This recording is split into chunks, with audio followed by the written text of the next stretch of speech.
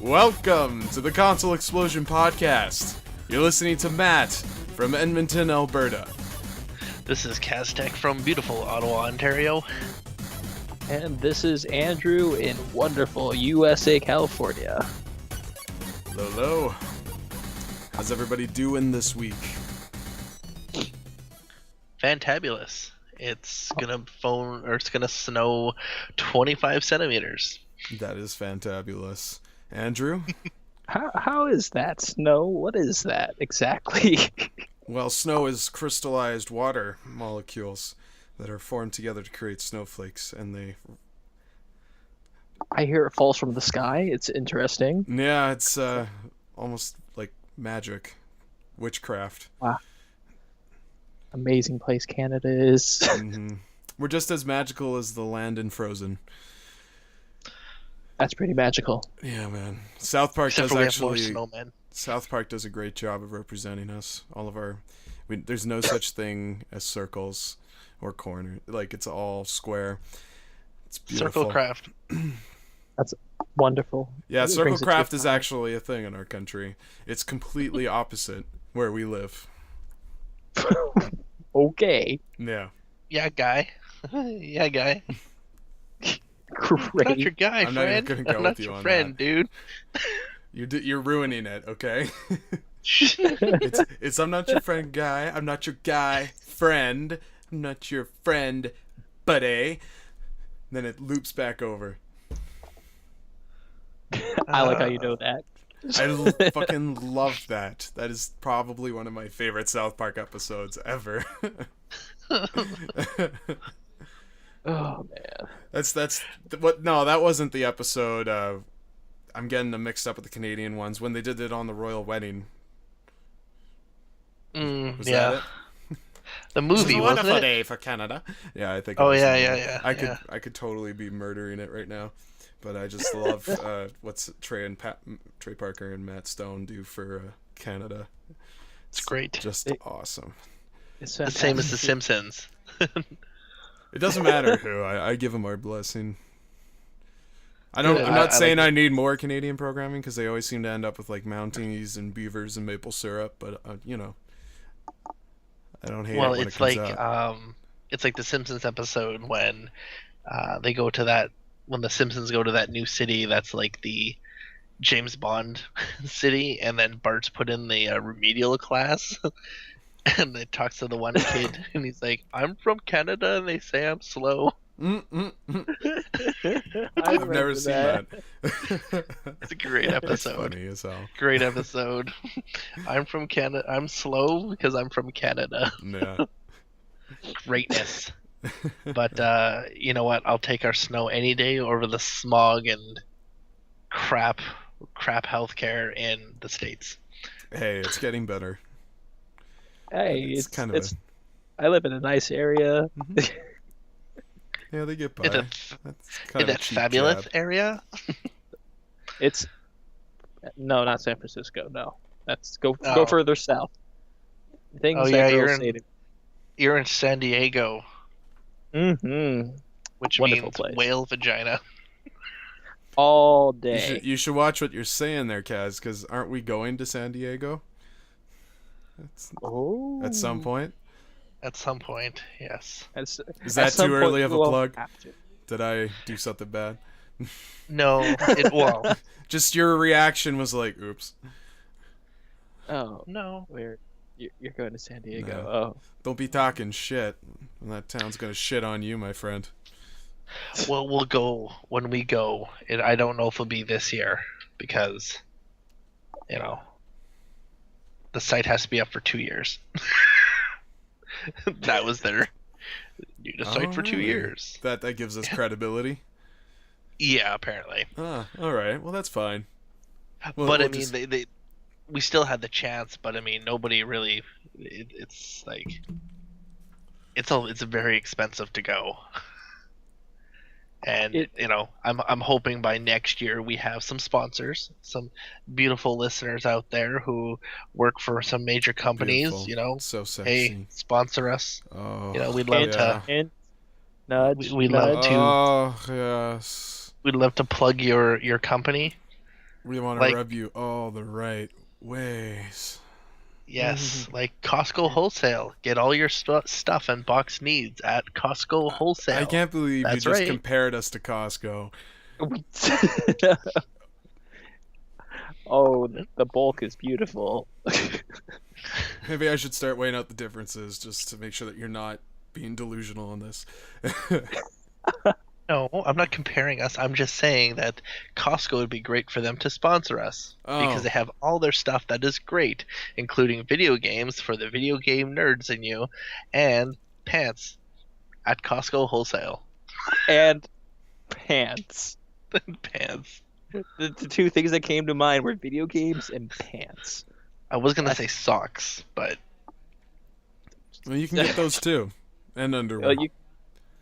And various food products as well. This advertisement not paid for by Costco. no, but it could be one day. We're looking at you, In Costco. a perfect world. Think of what it could sound like. This is just a taste. It could sound like this. Oh, I am parched. Well, here, why don't you take this nice refreshing glass of drink that I picked up from Costco Wholesale Foods. Actually, I'm gonna take a swig of my great value natural spring water from Walmart for $1.86. It's great. Oh boy. There's a sale on 4 packs Bottled of in Mississauga, Ontario. Gross. Whoa. You've lost my attention. All right. ADD snapped in. What else is there to talk about? What's happening? What's happening, boys? Did we all watch the Game Awards over the week? And You bet. Maybe. Too bad. Maybe. Maybe, just maybe. I know not everyone can spare as much time as I can because I'm a lonely human being and single. Get out there, just real quick. Yeah, just to plug that one in there. You hear that, ladies? He just wants to plug that one in there. Yeah. Or dudes. I don't know. It's up Matt. Hey, whatever he's into, totally- man. You guys are Canada. We're okay with whatever that. you guys Cool with want. that. Maybe It's legal up friendly- here. I don't know. I can be that stereotypical if you like. So the Video Game Awards happened over the weekend, and I don't know if you guys got to check out the winners, but do you care to go through the list with me here, and we'll see who the winners are? Let's do it. Let's Just do we'll it. start- I'm gonna start at the bottom. First, we're gonna go with fan choice. For most anticipated game. Once I give it a second to load here. Somehow Uncharted 4 Thief's End is already in this list. I'm pretty sure it was unveiled at the Video Game Awards show. Yeah, like I didn't know about that until it was like there, and then like most anticipated game, It was Uncharted 4. Presumed, I What? guess. And It was introduced at E3 as well, but it was just kind of a, I don't know, 30-second trailer. was it really? Did we actually get something of that? I thought it was just briefly mentioned, but that I could It be was wrong just on mentioned.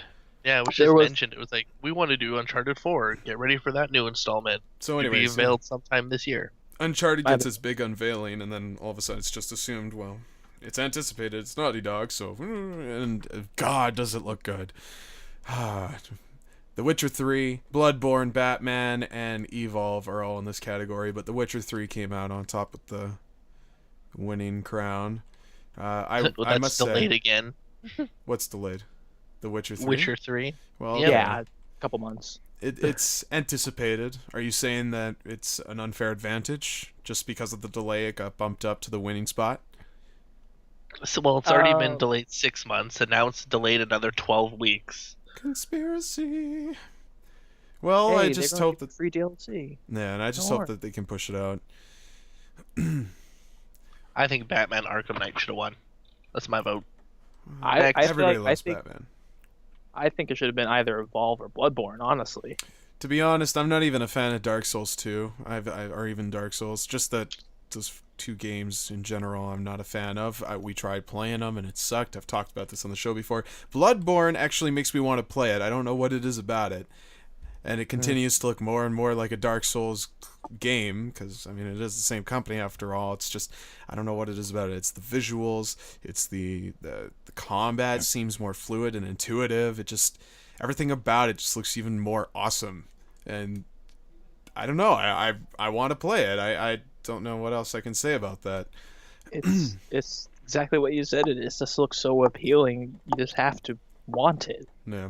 Arkham Knight, on But the why other is it- hand, it's just like, here's a Batmobile, check it out. And from what I can see, it handles just as stiffly as any regular car would in a third-person RPG atmosphere. So, I don't know. They're trying to sell it on the Batmobile. I don't care for it. I do like the idea of more Scarecrow stages. But That's as far as One it goes. game that's not on this list that should be is The Order. Yes, that is missing. But that is on the PlayStation experience, which we'll get to later. yeah, but at least compared to Uncharted 4, The Order had footage out there to keep us sort of interested. I guess all you need is a brief mention of Uncharted to make the list here, but I feel The Order might have been given the short end of the stick here. I don't know. I don't know when these choices were made or when this voting began. Maybe it was a little bit farther back. I think the voting opens about a month before the broadcast, and then they run it for a couple of weeks. It's not complete up to the day before, but they do run it for a good period of time, and the fans can vote as many times as they want, but nobody gets to choose the nominees. Yeah. But anyways, esports player of the year. I'm not going to go through the list here. A man by the name of Matt Hag, or his online handle is Nadeshot, and he's a pro gamer in Call of Duty. Woo. Fan choice. Yeah, fans prefer him.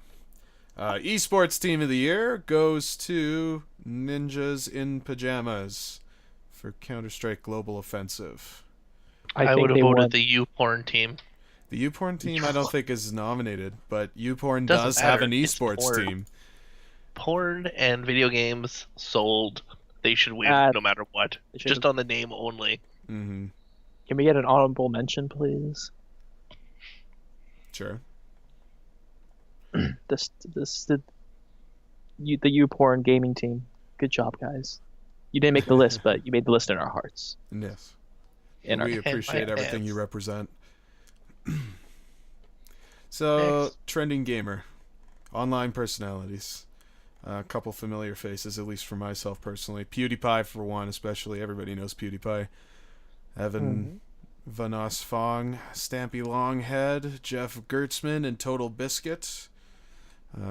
Total Biscuit actually came out on top for this one, and I do have to applaud him for it. Good for him. But I was not aware of this. I don't know if it was announced on the show, but he is, I guess, diagnosed with cancer, and that, from the sounds of it, happened just recently. I've never listened to this guy before in my life, but he did have a public message to give out for I guess someone else who he's grown in contact with over recent times over his diagnosis, and he just wanted to put a nice kind word out to the boy who, you know, everything's explained in the video, but the long and short of it, he was supposed to visit, but because of his diagnosis, he had to stay where he is for extended treatment. So I don't know, and not to sound cheap or, you know, insensitive in any of it, but I just hope he didn't win because, you know, it's like sympathy over the whole cancer thing, you know what I mean?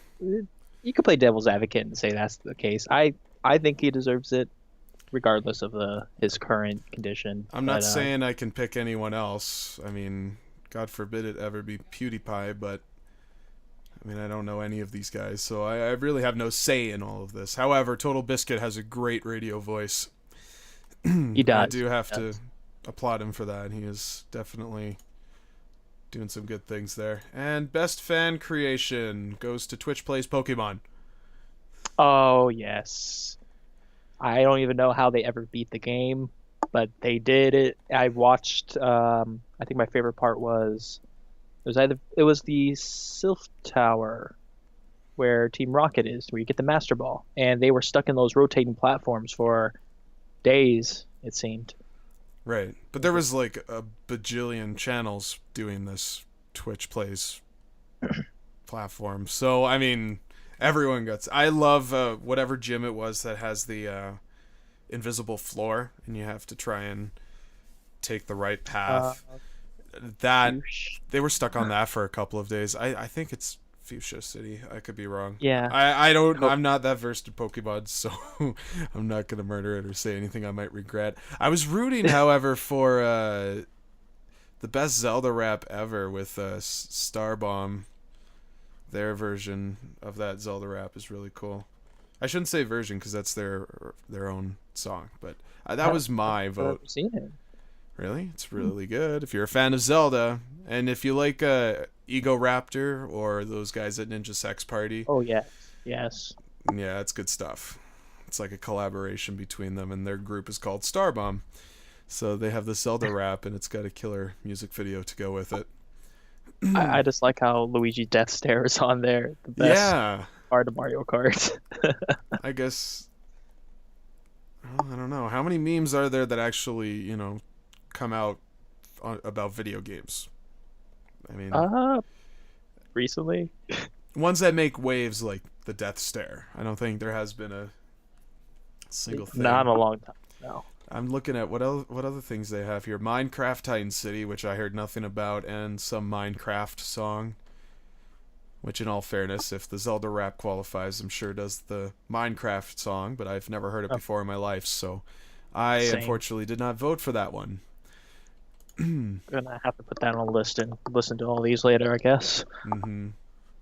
It's good stuff, man. Best online experience, no surprise here, goes to Destiny. Of course, the choices, I'll give it to Destiny. the contenders: Call of Duty, Advanced Warfare, Dark Souls 2, Hearthstone, and Titanfall. I mean, there was really no competition there. I would say Hearthstone was probably a runner-up.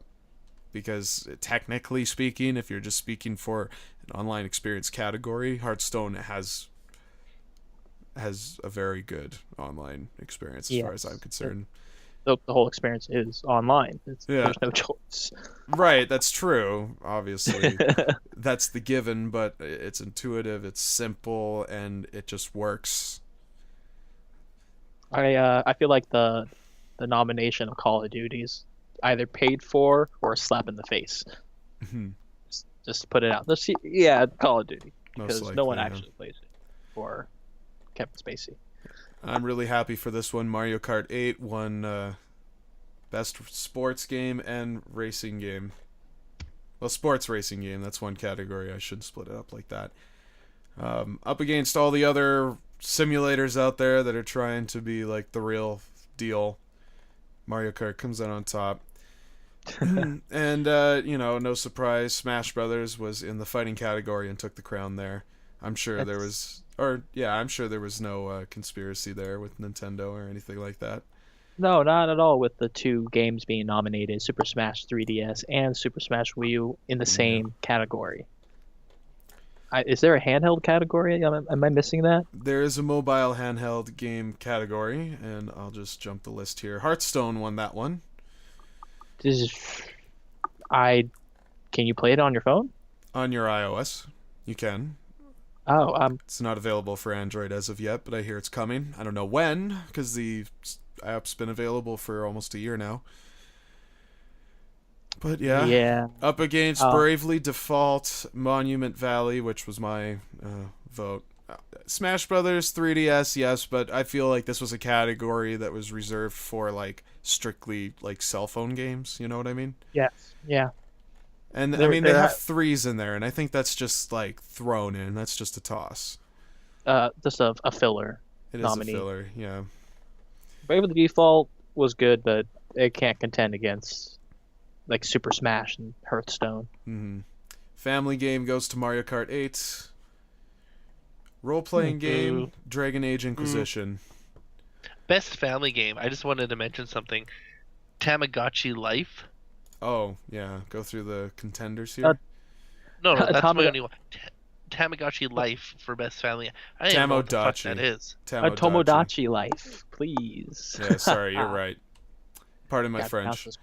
Yes. You're Canadian. Tomodachi. It's actually very fun. I played it. It was very enjoyable. There's a lot of connectivity with your friends too, and you can make your friends marry random people, like Admiral Akbar and such, if you know how to make him. Or Gabe Newell.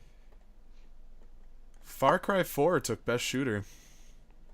Beat out Call of Duty, Destiny, and Titanfall, as well as Wolfenstein, which I feel was only included.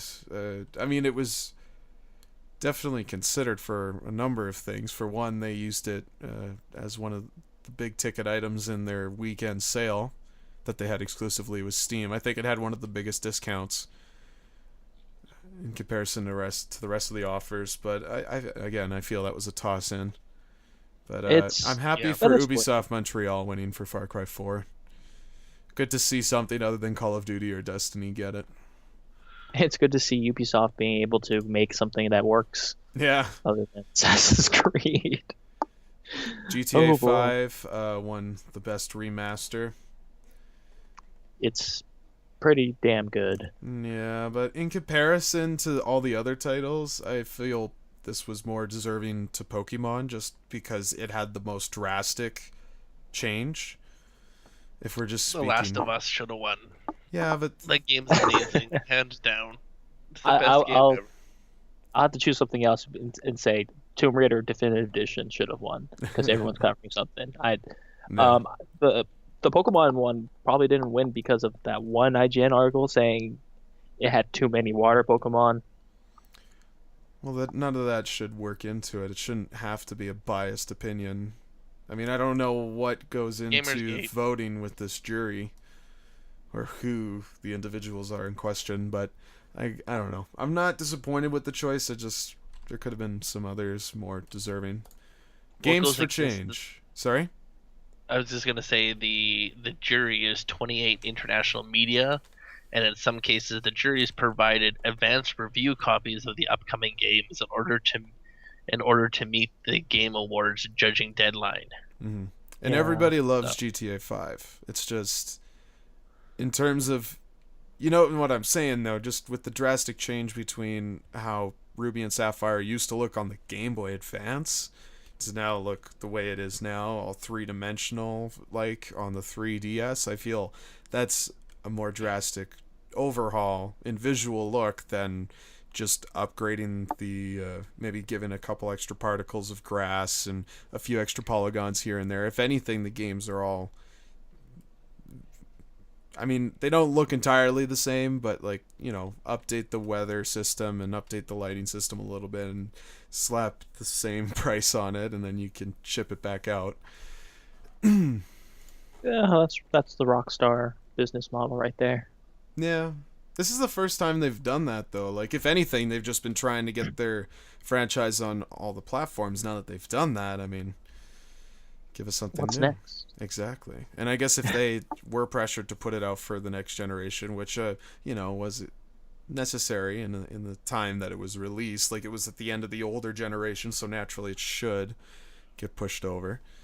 I just like that they introduced some new features, like the first-person mode, and yes, like, that's probably right. the biggest, most innovative thing that they've done. It looks cool, and that you can wear different sunglasses to put up different visual filters to the game and stuff. I thought that was neat. I've seen what people can do with it. It's cool. I think what the best way someone sold the game to me was, hey, you can get a lap dance in first person. I said, great, $60 lap dances whenever I want. Great. We could pretty much do that anyways. The camera would angle it just accordingly for you. Okay, we're getting off topic though. I'm gonna move Right. back onto it. We were on games for change, which I'm not exactly sure which category this is specifically. I would assume it's games for charities. Or The Val- Last of Us, Left Behind. well, games for change, I think is like a name to a charity, is what I'm trying to say. But Valiant Hearts won the category in that one. I heard it's good. I haven't had a chance to play it, but hey, Ubisoft, Mont. Can The- someone from Canada say that? Montpellier. Thank you. Us Americans here, right? Can't pronounce that. Let's see. Best performance goes to fucking Dre Parker. Oh, Dre man. Parker for all his only work in South Park Stick of Truth. I mean, he's voiced in other South Park games, but like up against other voice actors, he was nominated specifically for his role in that game. And it was great. Yeah, like When he went up to accept his award, he's like, let it be known that gaming is the greatest entertainment form because only in video games can Trey Parker beat Kevin Spacey in acting. I was about to mention that was his acceptance speech. It was pretty It was sweet. great. But no sign of Matt Stone. I'm surprised he wasn't even there. Didn't seem to be at the table or wherever Trey was sitting. Maybe he doesn't get that luxury. I don't know. You feel like those two would be out there together. Always, Always. joined at the hip. That could be the misconception, though. Maybe they just hate working with each other. Like I know maybe they used to have Kenny Hotz from Kenny versus Spenny on their writing team, Yeah, they also had Bill Hader from and Saturday then they Night Live. fired Kenny, and then they fired Kenny. Well, no, Kenny worked on a couple episodes, and he went on to do other things. He was only asked to come in and do a couple of episodes. He's talked about it in commentary on his DVDs, which I have listened to. I just listened to his. They did a stand-up comedy tour Okay. across Canada Oh, him just and Spenny. last month. Yeah. Him and Spenny, yeah. And then he was talking about it on that. He's like, I used to work for South Park, then they fired me because I was lazy. Wow. The honesty after being fired. Story could be changing. What's up, Kenny? It doesn't matter. It's funny. He's a good. He's a great. That whole Kenny versus Spenny show is amazing. It's one of my And it favorite sucks. shows of all time. It sucks that the Americans don't get the same episodes that we do up here. So Well, it should be all available on YouTube. I don't think YouTube does any sort of region locking. no, but I'm just saying it's like because I own all the DVDs for Kenny Yeah. versus Spenny, the Canadian one and the American one. I didn't And know it's that like- there was American version. Yep. How can Yep. it be any different? Are there different episodes? There's different episodes, and certain episodes are cut out, and then they have like episodes from season 2 in volume 1, as they call it. But they're all they're Which still Kenny and Spenny, right? Oh yeah, they're still Kenny and Oh, Spenny, okay. but they're just like they don't have like the marijuana episode. They don't have who can take the most punishment. They don't have. There's quite a few of them that they're missing because they're not allowed to show them down there. Yeah, so I could see them leaving Yeah. some episodes out, but what I don't see them doing is making exclusive content for America. No, The well they FCC made doesn't call it exclusive content for exclusive. Canadians. They There's call it, 6 seasons. So there's for nothing Canada. different from what I've seen here in Canada that would be in the States, right? It's all just No, because we would get more, and then Okay, theirs sorry. are just Yeah. more heavily edited. all right. We're deprived here. Yes. in the Okay, States. just making sure I'm understanding you correctly. Because we have 6 seasons, they only have 3. Or Well, 3 that volumes. sucks. So they're missing FCC, a man. lot. I hear, and it's only been tossed around, but Kenny would really like to do a movie, like just to wrap everything up, like in competition to end all competitions, to truly like claim who's victorious. But Kenny has almost beaten Spenny like twice the amount of times than Spenny's won. Mhm. So if you disregard all of that shit and they just come out with like the ultimate challenge, that would be awesome. I'd watch it for a 2-hour or hour and a half movie. Like, fuck, if you can get a movie like Bad Grandpa out there, there's no reason why you can't do Kenny versus Spenny. Yeah. And I'll get to see half of it. Yeah. It's just amazing. So, okay, back to The Game Awards. We only got 6 categories left to go through here, guys, so let's troop them. We can do this. The best score / soundtrack was rewarded to Destiny. Mm-hmm. Up against Alien Isolation, Child of Light, Sunset Overdrive, and Transistor. I would have gone with Transistor. I'm too obsessed with the game. Supergiant Games are very, very good at original music scores and such. I have yet to play it, but I have played plenty of Bastion, and I love that game so much. Oh, I just want to throw something in there. I apologize, going back to the Kenny versus Spenny thing. They're actually lobbying to get Netflix Canada to pick up the show. Because Kenny and I think, well, Kenny's more vocal about it. As far as I know, Spenny will just like follow behind him, but Kenny does want to continue with the show if Spenny's up for it. So if Netflix, was to approach Kenny and be like, hey, hook you guys up with a deal, who knows how long the show will go for. Well, because Trailer Park Boys was picked up by Netflix for an 8th season in Canada. Yeah. And they, like, Kenny versus Spenny comes from the same place. So naturally, I could see people going to, like, see if the same offer is available to you guys. But, I mean, I don't know. Do you approach Netflix with the offers? Because I get the impression that Netflix comes to you. Who knows? But shows that they've wanted is who can fly the furthest and the most dangerous in a bird suit. Well, I mean, Discovery who can shovel the most snow. Well, I mean, Discovery had a whole show predicated around the concept of a man being eaten by a snake. So, I mean, it's not completely far-fetched. The best feminists. And the last one is who could be elected mayor of Toronto. I love this. Why can't I get this in America? What the hell? Because it's Canada, foo. Damn it. Anyways, let's keep going. Sorry. Best narrative goes to Valiant Hearts. I think I need to really play it if that's the case. Well, it's based on true war stories. Oh. I don't know if my heart can take it. Yeah, it's an emotional story from what I hear. The Walking Dead Season 2 is nominated in that category. And, Telltale Games was getting a lot of praise over the event. The Wolf Among Us was nominated in a number of different categories. Unfortunately, it didn't win any awards, at least from what I know. We still have a couple more categories to hit here, so it could be in one of the 3 that are here, but...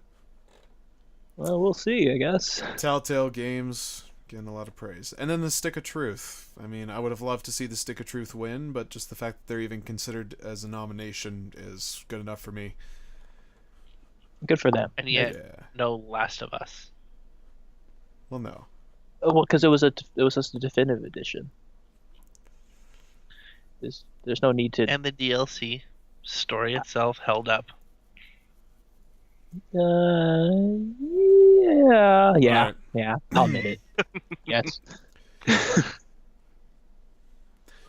All right, best independent game. We have Broken Age Act 1, Monument Valley, Shovel Knight, Transistor, The Vanishing of Ethan Carter. I don't know if you guys have already seen who won, but who do you think of these 5? I would have said Transistor. I would say Transistor, hands down. Incorrect. It is Yacht Club Games for Shovel Knight. Oh, Thank God, you that very hurts my much. heart. I am so happy for that. You have no idea. Shovel Knight, though. Shovel Knight. Really? Yeah. Oh my God, it is awesome. Have you played it? Have you played Transistor? I really want to, but I spent all my money on Shovel Knight. I'm sorry. Oh, okay. And all my money went to Transistor. Well, there's your problem.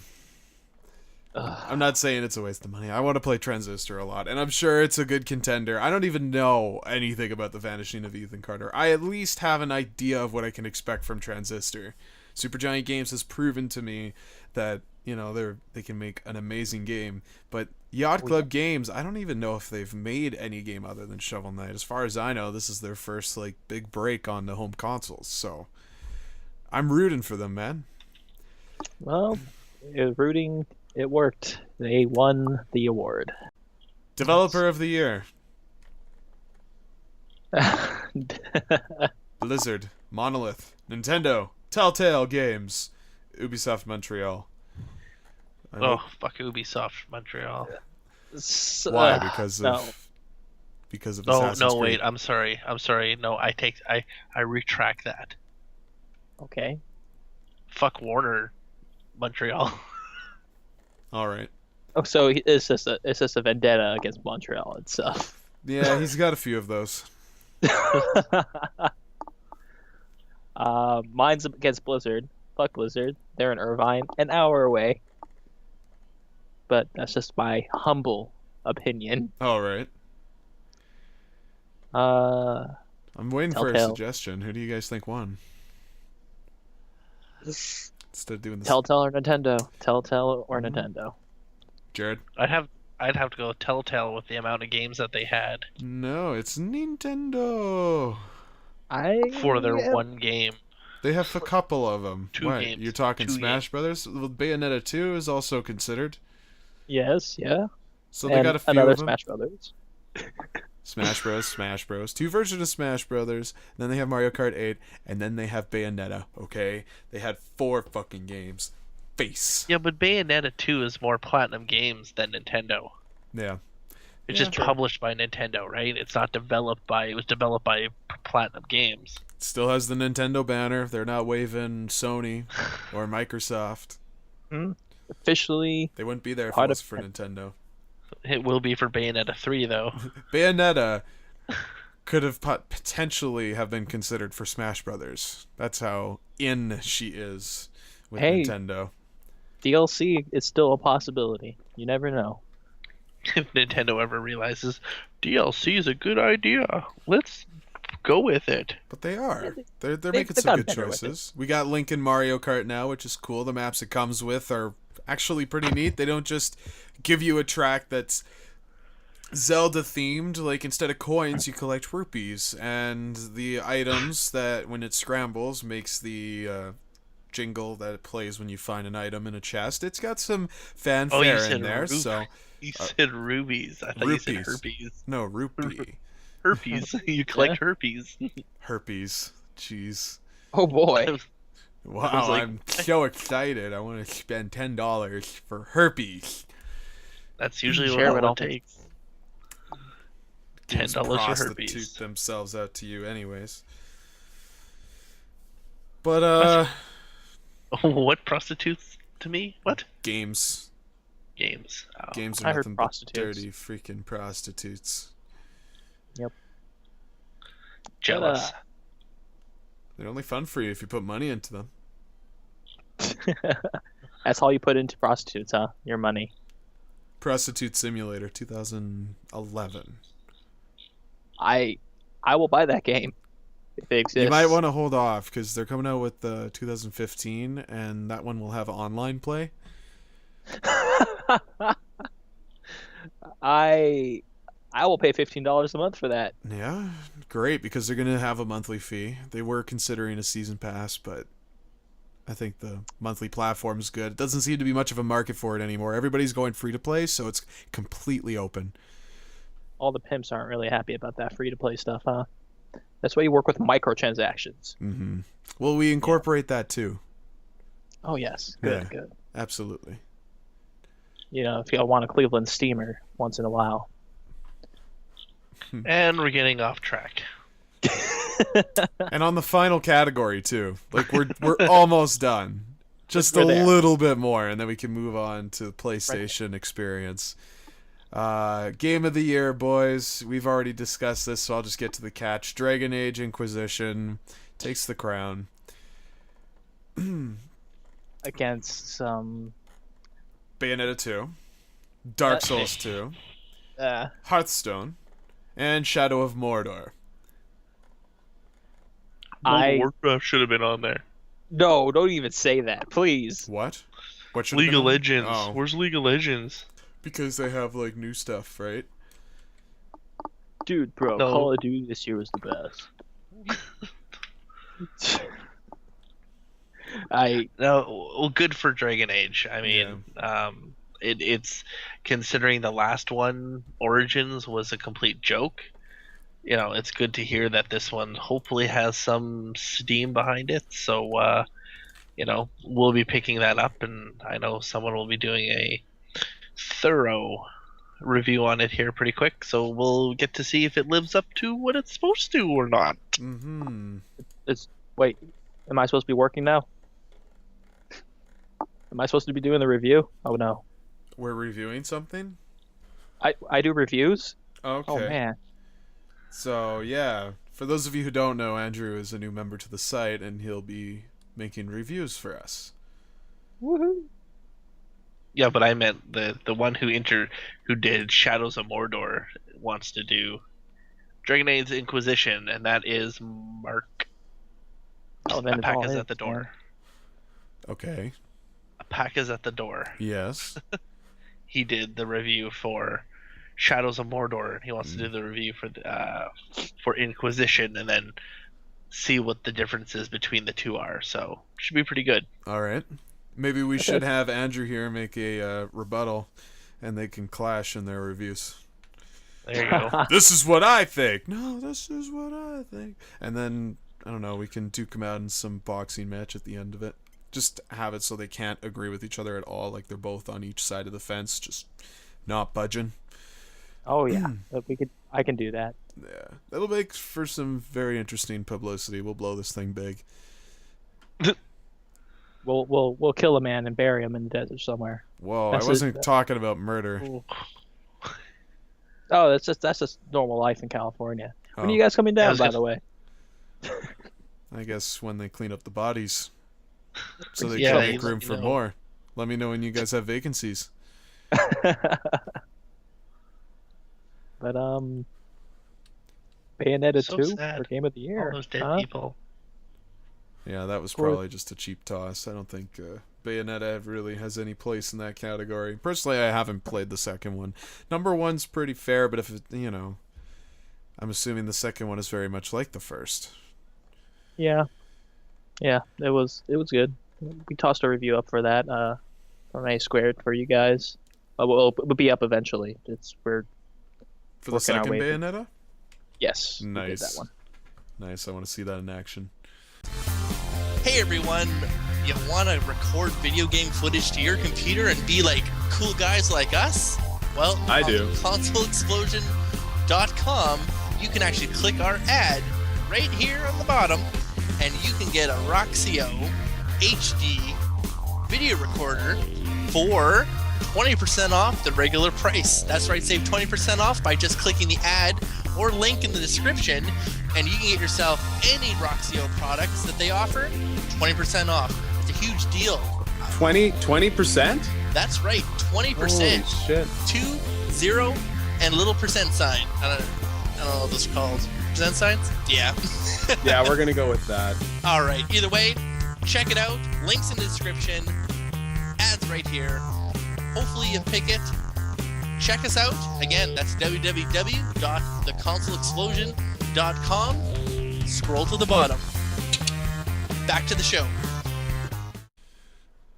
So, okay, But, following the Video Game Awards this weekend, we also received the I'm going to say PlayStation Experience. I was going to go with PSX, but people probably don't know what the fuck I'm saying. So, PlayStation had a keynote, which was streamed online, and I would assume it was broadcast pretty much anywhere you can get an internet connection. It was also streamed through... Oh, no. I'm sorry. The Video Game Awards was streamed through Steam. It wasn't the PlayStation Experience that was. But surprisingly enough, a lot of independent titles that we see on Steam now are being carried over to the PlayStation 4 platform. So that's good to see. Gotta get all those games out there, you know? Everyone needs to experience everything, even the console peasants. I mean, and console those players. And those indie developers need their games distributed. It can't be limited to one platform, like you said. Sure, everybody needs to play it, but, games also need to get out there. People need to learn about them. Not everybody knows what Shovel Knight is yet. Apparently, Or- I don't. Bastion. I mean, Bastion's coming to the platform. That's going to be great. I think Transistor's already on there, so it's good to see that It is. Supergiant's bringing them all over. There was one that they had here, which I've never heard of before. It's called Kill Strain. I don't know Not how. heard of it either. I think it's exclusive to just in terms of home console experience. It's exclusive to the PS4, but they talk like this is a game that's existed for some time now, and for the first time ever, it's being remastered onto a PlayStation 4. It's basically a MOBA style twin stick shooter. That's the way it's described to me. All we have is like screenshots from show floors, so there really can't be much said of it yet. But it's got an arena style map, and you have your hero, and it almost looks like it's just offense and defense. You're gathering resources, and I guess you're trying to eventually just battle to the end of each other's edge of the map to take down the home base. So that's coming to your PlayStation 4. I guess that's something to look forward to if you're a fan of League of Legends. This is definitely up your alley. I'll share this link with you guys to show you when I'm yeah, looking actually, at that's here. the link I'm at right now. perfect. Okay. So it's Sony tossing their hat into the mobile arena. Recently, earlier actually it was last month, I believe, EA shut down. I forgot what their MOBA was called. I can't help you with it. I don't give a shit about any MOBA type games. So, are you talking about the Dead Island one, or is that Dawn? No. Dawngate. Dawngate. Oh shit! Yes. I completely forgot about that one. It was EA servers, and I guess they gave up trying to compete against League of Legends, and they're refunding a bunch of money to tons of people, and shutting it down. I think it will be officially down. Wow. 90 days since November, so give it a couple more months. That's unreal, man. But Sony's turn. Killstrain. Let's see how they do, huh? Yeah, Never I heard don't of it. know. I mean, I've never. Yeah, up to this point, I didn't hear of it either. Just, Appeared out of nowhere. they're excited for it. It seemed to get quite the response from the audience, but I feel like they had the applause signs flashing. I don't even know if that thing still happens, or I like to think, that video gamers are passionate enough that, you don't need an applause box. People can just, applaud when they want to, and they want to get as real of a reaction as possible. That's what I It's view in actually- a perfect world, but Actually, one thing I want to throw in is I did watch some of the Game Awards and some of when they're showing new trailers for games that come out. yeah. I did notice the lackluster claps and hoots and hollers for some of the games announced.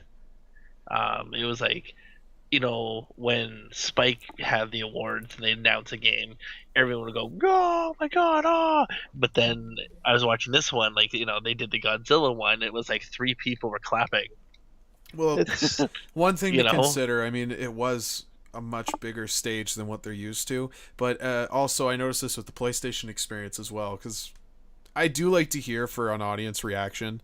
They cut the audio out from the microphones while the video file is playing on the screen, so that audio overlaps everything else, so it basically mutes out any sort of crowd reaction you're going to get, because all that shit gets picked up by mics. So if those are turned off, you're not going to hear much anyways. So yeah, it just felt kind of funny when I was watching the PlayStation experience and they're introducing people coming up onto the stage. There's music playing, but it's no applause, so it just sounds like crickets chirping, like nothing's going on, you know what I mean? But they have all this amp and energy that they're trying to get on stage, but they don't seem to be getting much from the audience. That's what it felt for me. But then, between some clips you could hear the clapping and stuff, so you're like, okay, it's there. honestly, all you really need is the one guy that's always screams in the crowd. He's just overly excited. It's okay. That's all you really need. And then the clap now sign, of course. Yeah. And I was funny because they were cutting to the audience for certain like reactions, and for some of the news that they were breaking out there, that was at least interesting. They would cut to crowd reactions that you could see some people from their faces just being like, "Oh really? No way!" And just people were excited, people were energized, but it was no crazy fandemonium, I think, like they were expecting, but. It was kind of funny to watch some people react. Kind of like a audience at a J-pop concert where everyone's sitting there, but with their little noisemakers. No one's actually clapping or making facial expressions, but Yeah. they seem pretty excited. Yeah. When they went ahead and announced, I mean, this was leaked before, but they officially announced that Street Fighter V was coming exclusive to PlayStation 4 and the PC. The amount of heads that turned when they said that, because people were still on the fence of it. There's like no way that they're gonna just make it exclusive on the PS4. There's no way. And then it's official, and they clarify it, they elaborate, and they're like, no, this is official to Sony. It's never going to be on Xbox One. Everyone in the audience actually like sat up for a bit. They're like, okay, this is going to be an interesting show. I'm not saying it was a bad show by any means. It was good times. But, It's good to see that Sony's taking a hold of Street Fighter and making it their own now. It's I think it comes down to the fact that Microsoft has Killer Instinct, and I think Capcom really wants to, get that crown back, right? So how can they stick it to the exclusive Microsoft, and that's join forces with PlayStation? well, In my then view. if wasn't Street Fighter always favored though within that gaming community, like as the champion in fighting titles? Like Killer Instinct might be exclusive to the Xbox One, but I can't imagine it's hurting sales. I mean, maybe they should hold back on coming out with 4 different versions of the same fucking game in the last like 6 years. You know what I mean? Oh, agreed. It could be maybe some tailoring to your business model there, but I mean, maybe this exclusivity will be a right move for Capcom. Who knows? At least Maybe it's still this on will, PC. maybe this will make take a hold of Tekken or the Marvel vs. Cap fighting series. We might see more series going to exclusive platforms now. If Capcom is willing to go to that exclusivity, then I can see Capcom really choosing wisely when it comes to exclusivity, for sure. So Wasn't Go ahead. wasn't Capcom just recently bought out by someone? Because they were up for auction recently. The company. Your guess is as good as mine. I don't believe so. Was I thinking of someone else? I believe it. Let me. Hold on. You- June 16th, 2014. Capcom is officially up for sale and Nintendo needs to buy. Let's see. 5 reasons why Nintendo should buy. Microsoft can't buy. Will Microsoft buy? God damn it. Nothing here confirms anything. I guess I we'll know have to they wait went and up see. for sale, but I don't think anybody bought them. Yeah, there doesn't I- seem to be any article that concludes the end I result heard of this whole fiasco. There's only been rumors of companies that want to buy. One of them being Disney. So it would be an interesting route to see what happens with that. What do you think Disney would want out of Capcom? Has Capcom worked on Disney titles in the past? I don't- Yeah. Like what? Have they? DuckTales, all the great Nintendo games, the top Nintendo games were all Capcom. Darkwing Duck, Little Mermaid, Tailspin, DuckTales, DuckTales 2, Chip and Dale Are Rescue you looking Rangers. at a list? No, these are the games I own. Because I know Virgin Wow. Because I know Virgin Games developed a lot of Disney-oriented titles as well. But you are right about the DuckTales game. That I can confirm The with you. best Capcom Nintendo games were done by, or Disney games were done by Capcom.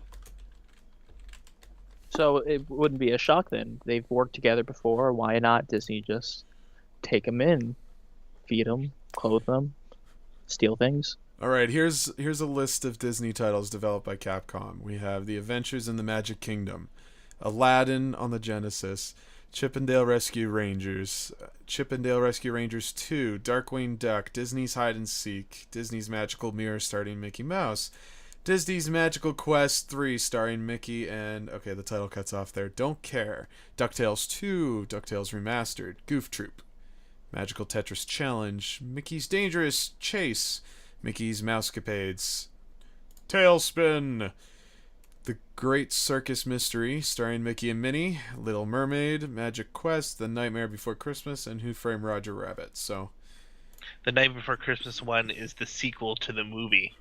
They wrote a special script that would be the sequel to Tim Burton's movie. Oh, they had wow. like the script writers write it, and they said Ooh. this is the official sequel, and it's Oogie Boogie's Revenge, and they have like new songs in it. It's a really cool game if you guys ever get a chance to play it. I might have to. so I think the verdict we've come to here is that Capcom is still not purchased by any developer. As far as I can tell, it's not bought by any companies. So, No. unless you guys can find something else on the Googles, I'm just gonna go out back on with the show. Let's do it. What were we talking about before we got into all that thing? Fighter. Street Fighter, yes.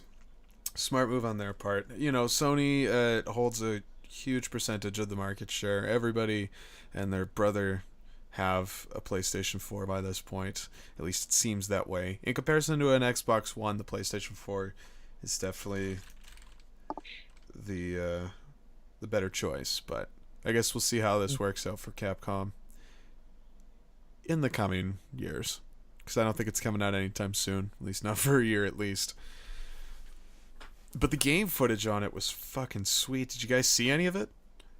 It I didn't just get looks to. exactly like Part 4, just with upgraded graphics.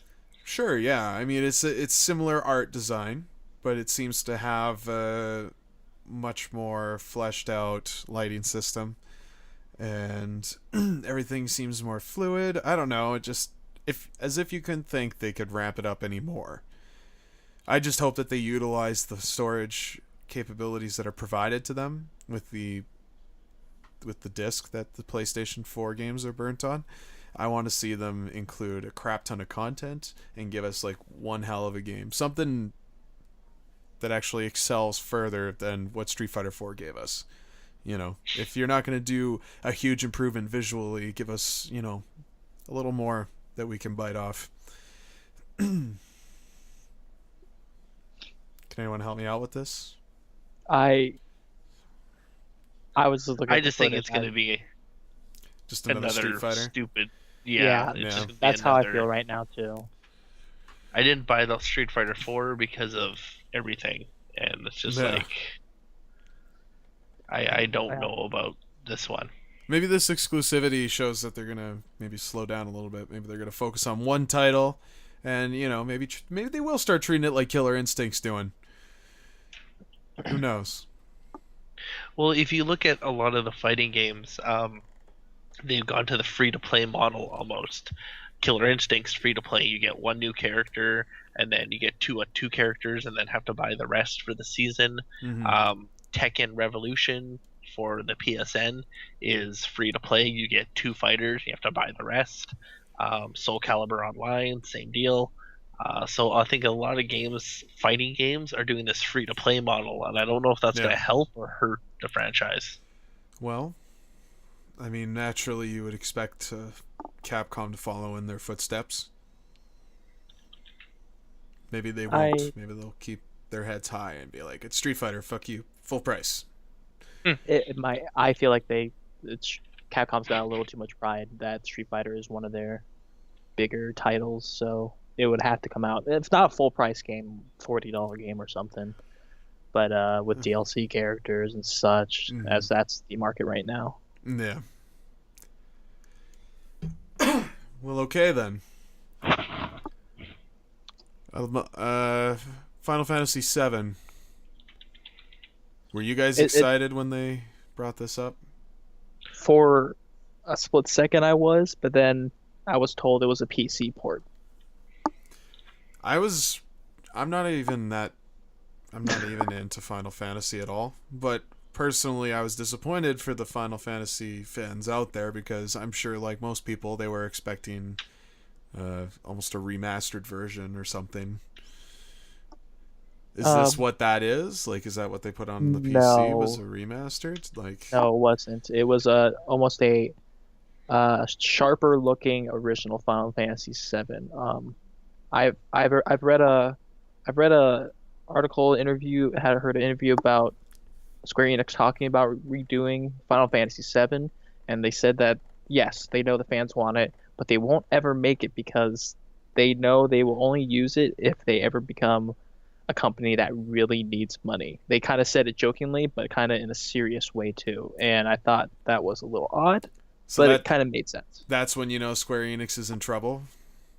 When they release HD Final Fantasy VII, yes. Yeah. Although, if you look at their history for the last couple years, I think they're already in trouble. It's like their entire catalog from the older generation. It's like, here's a remaster of everything. If Sell they it for a did that. fraction of the cost.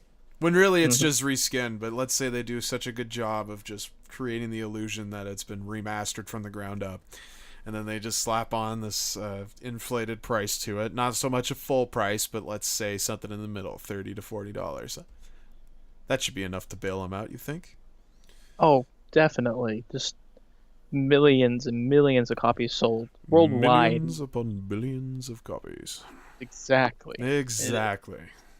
But I honestly, Square Enix's things, if they keep pumping out more Final Fantasies, go for it. I just want Kingdom Hearts 3.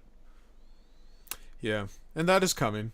There's actually, and I'll no need to bring it up in mentions anymore. I'll just say it now. There was talks of Star Wars content being included with Kingdom Hearts. I have heard, yes. I can understand all the speculation. I mean, Disney has Lucasfilm, so why won't you? Well, I mean, it's no secret to anybody. It's like they probably, might just so happen to throw one of the biggest franchises that they own into that game. But then, that being said, we could also see Marvel content being thrown into there as well. Like, where do you draw the line? So Pixar.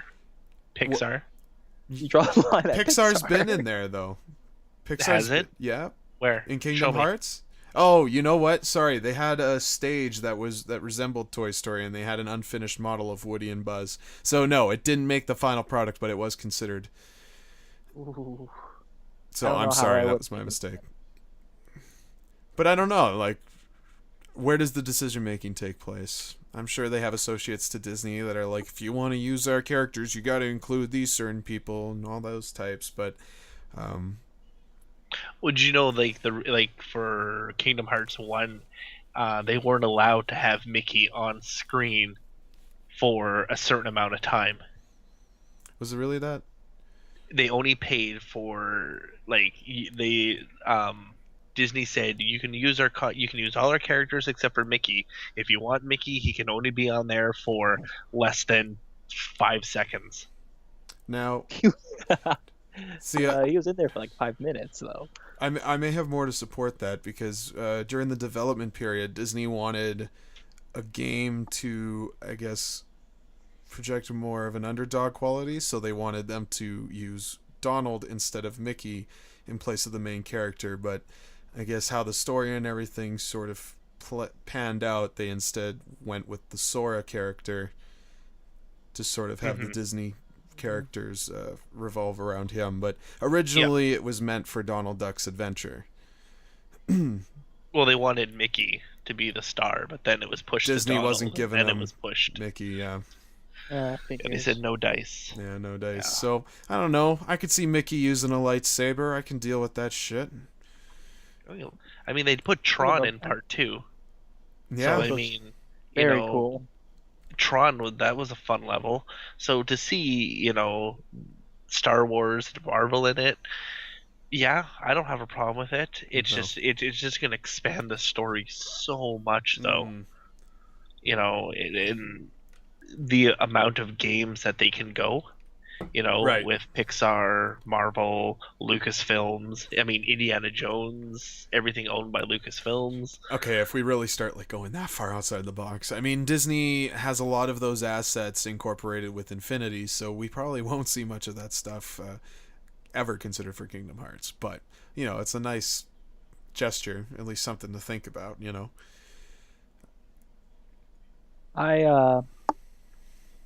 It just with all these possibilities, it just makes me think how big Kingdom Hearts can become, and it may give me a little bit more sympathy for the company for pushing it back more and more. If Disney is telling them, hey, by the way, you can use this now, and they just have to keep redrawing the whole Yeah. thing. Well, we got to expand now. We got to grow.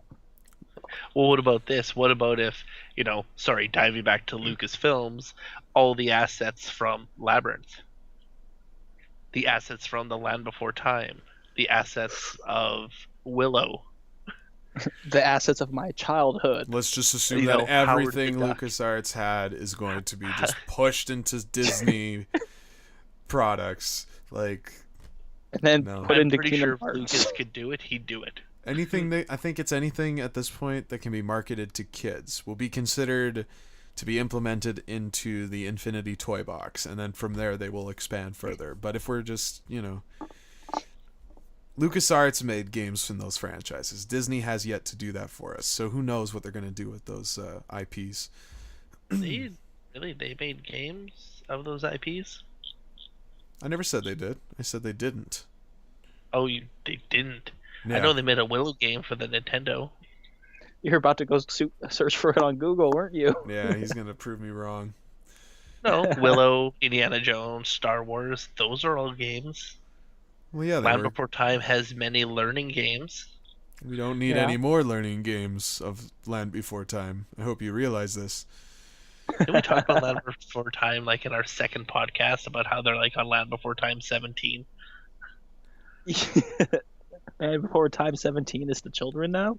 Apparently it's still happening. Apparently they keep making stuff for it. Mm-hmm. It's been like 20 years. Yeah. Oh, Yeah. Longer than that. They don't let those franchises die. They really don't. No, the series of Land Before Time will outlive the dinosaurs. Get it? Oh. Yeah, I got it. I got it, Kaz.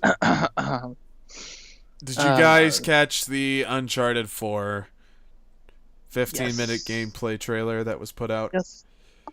Yes. Looks great. A little buggy. Looks great though. Yeah, it was looking pretty choppy there. Like they were working that console to death. But it's amazing what they can do. That's all running on a PlayStation 4 console as far as we know. I mean, I've heard of these presentations. I've heard of these presentations before. Like, I think it's more common when they were showing off games for the Xbox One. Usually, the games would run on a PC, not an Xbox One. So, I don't think Sony's been guilty of this. But I just need to say, I tip my hat to Naughty Dog. It looks amazing. I have yet to play one, but it looks amazing. Yeah. It's I saw in the trailer or the 15-minute gameplay that I was laughing to myself because when he's running through the little plants and he's hiding it, and I thought to myself, Assassin's Creed, and the way he scaled walls now looks oddly familiar. Yeah. Maybe. No, I'm not sure because I'm not versed in any sort of like parkour or free running, but I feel like at least in Assassin's Creed's case, like they really try to go with this on authentic look with their game, and I do feel that the way the assassin moves is how people actually move with free running and parkour and all the likes of that. And maybe Naughty Dog is trying to also use that as reference. Maybe it's like we want Nathan Drake to look more real and Nathan Drake, parkour master. make him a parkour master. Like we didn't see him dive into any hay bales, but I mean, Hey, that's we basically can the only hope. we can only hope. I'm trying to think of the other third-person game that I just saw recently where they dive and the arms are behind them like the assassin does when he goes into the hay bales. It's just... I don't know. I don't think there's much variation with that. Everybody used to throw their own flair into it and make it all stylish, and then people started to bitch about it like, that's not real. That's not how that works, and blah, blah, blah. So, I don't know. Maybe there's something that Naughty Dog's working on. But you're right. It does look very much like Assassin's Creed, so we can use our imaginations and work in conspiracies all we want. Yep. Copycats. Exactly. During the show, there was also a brief mention of what the developer for the Brothers game is up to. He's premiered a new production company. Is it production company? Now I'm fucking skimming this shit. At this point, I've exhausted my material. What's up, everybody? Hazelight Studio, founded by the director to Brothers, A Tale of Two Sons. That's a great game. Joseph Fares is his name, and Sony is very excited to include his next game. Yeah, excited. And there's nothing really said of it. We got a small teaser of what they're working on. It's just two guys sitting on a train car, riding off in the moonlight. That's all it is. So, I don't know. Brothers 2. We did mention the Order 1866. We were treated to some more gameplay, and it looks awesome. Can't wait for it. Nor can I. I just can't even. I just want it. Please. Mm-hmm. And that's what she said. Yeah. That is what she said. That's the deal with it, though. It is just everything they've shown us looks superb. I thought for a moment, this is kind of a personal story. I talked to David Jaffe, the creator of God of War and everything, and he told me he had been working on a new game. And I don't know if I should be saying this at all, but we'll find out if David Jaffe sends me a threatening email. Anyways, if it found out that he's making a new game, it's with Sony, and I saw the trailer for it was the teaser for The Order, and I thought, wait, is that what he's working on? But he told me it's a different style of game. It's a shooter, a third-person shooter with online play. And he also said there wasn't a trailer. So, All right. he's my hero, but it's not the Order 1886, but it didn't make it any less appealing. Yeah. It is beautiful looking, and I want movies of such games. Well, I want to play it. I can't get enough of it. If anything, like that's one of the few games out there that is continuously impressing me. Every time I see it, they don't seem to skip a beat. And neither does No Man's Sky. We get warp travel now. That's a new thing in the game. Ain't that exciting? So you don't have to fly throughout all of time and space. You can just warp through it and get there sooner. Of course, I feel like the most enjoyable part of the game will be, of course, just flying around, enjoying it, being in control, the ambiance. Mm-hmm. But it is a huge game. Like, the teleporting is almost necessary. Although,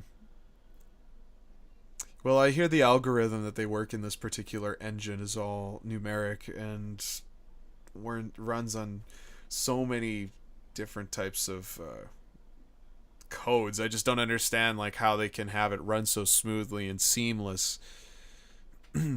Especially if you're warping from space to space. Like, is all that again pre-generated before you pop in, or is this already rendered before you get into it? You know what I mean? Like, how far does this stretch out? Maybe you simply underestimate the power of the PS4. But it's also coming out to PC. The PC can do anything, so it's not surprising. Yeah. It doesn't seem to put as much demand on the system as the Uncharted 4 does, though. And I would say the amount of particles on screen are probably immensely higher in comparison. That's just Honestly, me. they should just put waypoints in every game from now on. Just teleporting to waypoints, please. Well, if they're just going to keep getting bigger, absolutely. But a game like No Man's Sky, where I hear the premise is you just kind of crash land and you got to figure out how to get out off that planet and venture your way to the center of the universe. Like, that is your goal. They're not explaining too much on how the game will play, but that's what I hear. This is the speculation that the industry seems to be sitting on. So putting in warp drive there, I feel, is kind of just implemented probably because there was enough outrage from people to, put it in there just to suffice the masses. But I don't know. They really wanted to push it for like a beauty in a world that you just want to get lost in. If you just give us teleporting, I don't know. Might Heck, take you away from that experience. it would be it'd be strange if they made a game where you crash landed and you had to enslave the indigenous people and pull them from the ground to make them rebuild your ship. I mean, that'd just be unprecedented. Yeah, I've never heard of a game like that. Yeah. Copyright. They call it America. Pikmin is actually the story of America. There you go. There Want you my go. U.S. history? Just play Pikmin. It's very similar. Yellow Pikmin, red Pikmin. It I don't didn't even matter know the any fun. colors. The white guy enslaved them all. Well, even the white Pikmin get enslaved. Yeah, there you go. Although my friend wanted to correct me and say it's albino Pikmin. So, It could just be unripe. unripened Pikmin. Yeah. Is that what we're calling albino people now? Unripened? Oh, I didn't know we were making an analogy to real people. I was just speaking in terms of Pikmin. Oh. That's Because exactly what I was doing. the white Pikmin are usually smaller, True. so they could just be unripe and their color hasn't filled in yet. I And I think unripened is the correct term. I should correct myself. So, given the whole aspect of the video game awards, because you watched it all, Yeah. did you not, Matt? Yeah. I watched So, all of it. okay, so given a scale of, let's say, 1 to 5, for the show, what would you say in the total enjoyment of it? I liked it. I would rank it at a 4. It was a lot better than last year's. Yeah. Like, this is the first time they're doing it without Spike, and I Mhm. think it's for the better. Yeah. I don't miss it, that's for sure. And if it means that we can watch it for free on our YouTube or Steam or really anything, Mhm. I'm all for it. There was actually a couple things that we missed from unveilings at the Video Game Awards. Hideo Kojima came up and plugged the MGS5 Metal Gear Online, Yes, that was a good one. complete with gameplay and everything. Looked pretty sweet, I think it's been from what I hear, it's been 6 years since the last MGS Online, so this is a big deal for Metal Gear Solid fans. And thankfully, it looks great. The presentation was really great for it. The conspiracy theorists say that the reveal also revealed the date, but it's in Swedish. Yeah, Hideo historically has used a Swedish context to hint at clues for like puzzles that can be pieces from like different events throughout his day. Like if he goes out in public events, he'll wear like t-shirts that have clues and shit to these puzzles. So right away people noticed he was wearing, just a black t-shirt with like basic white Arial font text on it in Swedish. And they said that what they got out of it, at least what it translates to, gives them the date June 26th, which people believe to be the release date for Metal Gear Solid 5. One can only hope, I guess, that he'd be nice enough to leave us a clue like that. Yeah, it's cool that there's some people out there that are willing to challenge their demographic. That's how he's earned respect in this industry. Absolutely, yes. Mhm. He's one of the few developers out there that could probably do whatever as he pleases. The games could be delayed like indefinitely, and people would probably still bend over and bow to him. Oh, absolutely. Him and Gabe Newell Oh yeah. are in that same boat. Praise be unto them. On the, I'm glad you mentioned Newell because that connects to something I wanted to bring up was the Legend of Zelda. We put up the little 5-minute trailer they put out, but Miyamoto has Legend of Zelda in its new open world beauty for all the world to see, and I personally thought it looked amazing. So Yeah, it looked freaking awesome. And then they threw in that small little plug, like mid-video. They're like, oh, hey, here's casual conversation, because we're supposed to look like we're buddies. Not saying they aren't, but the persona they put out there is just, it grinds me something fierce. But they're like, oh, what's up with that Star Fox game you're working on? Yes. It's like, oh, that little thing? Well, that's going to get out before this game gets to stores. Ha, ha, ha, ha, ha, ha, ha. And it's just, cheesy and corny, but good to hear that Star Fox is coming out sooner than Zelda. And Zelda, I hear, is projected for, sometime in 2015. we're supposed to be getting Majora's Mask before then, Yeah. and also the new 3DS before then. Yes. So hope we get some more news and dates, official dates. Mm-hmm. Now, to talk a little more about the Zelda footage, I like the fact that they threw programming into the horse so it doesn't run into obstacles. Yes, because I like when they said like, "Oh, real horses don't run into things." No. And I thought that was clever. Like, you could sit there and just hold the button and the horse will run through the forest and not hit a single fucking tree. That is awesome.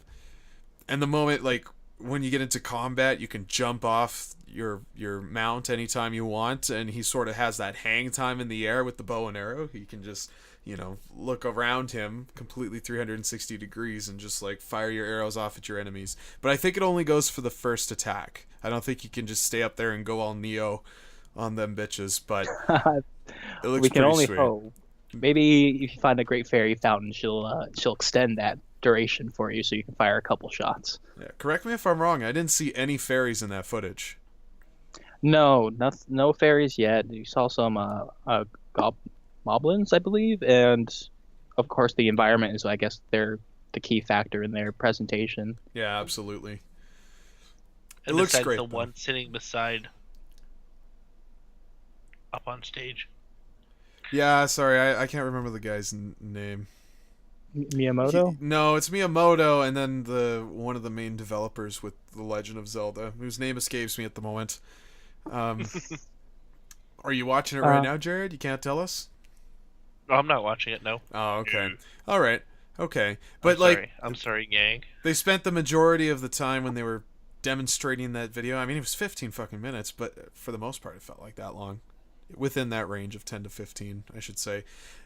They were trying to, like, really demonstrate the size of this vast world that they're putting into the game, and they literally were taking, like, minutes getting to destinations. They're like, oh, what's that over there? Well, let's check it out. And I don't know how long it took. I mean, all it takes is some clever editing and some nice trickery with the cameras, and you can make it seem like it's been a long time, but it truly does make you believe that it's going to be huge open world. Yeah, because it's not like this was live. Or was it? It wasn't live. No, it was edited and cut through and stuff, so. So, Of course. Of But course. still impressive, nonetheless. It's a pretty big grab for Jeff Keighley there. Just saying. Oh yeah. Jeff Keighley doing very well in the video game industry. I'm just trying to think. Oh yeah, Mario Maker also had an appearance on the show as well. And that was cool. I mean, everybody, I think up to this point knows it's a Mario builder. You can make Mario levels. But the coolest part, and they didn't show it to us up until this point, was Mario Maker can change its theme. So you can go from the first Mario Brothers, second, or the third, or even the new Super Mario Brothers, and I think Super Mario World as well. Basically, every Mario game that's existed except for 64, you can take after its art design and build yourself a Mario level out of that one, which is pretty neat. And it's so. Can you? Sorry. Can you do Mario 2? Yes. Okay. I didn't know you could. I knew you could do part 3. I'm pretty sure you can do Mario 2. I have the video right here. I'll just jump ahead. I feel like this is one of those universal laws of gaming that this will do amazing because it's Mario. If it's Mario, it wins. But it's like Mario with the aspect of Minecraft. Sure, Like people but there's no wanna crafting. But You're crafting the levels. You're crafting a whole new if you experience. Just talk by You're definition, but if we're talking from a gaming experience, it's not crafting in the same aspect. Like, you don't have to gather materials, put them together to make something else. Like, all the materials are available to you. You just got to tile it out on a grid.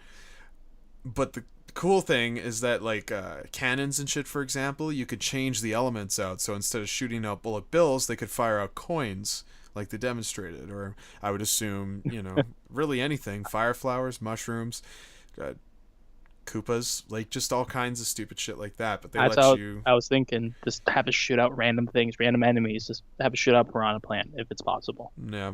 Now I want to make a connection because I'm looking at it here. You can't actually do Super Mario Brothers 2, but there is the first, the third, Mario World, and then new Super Mario Brothers U.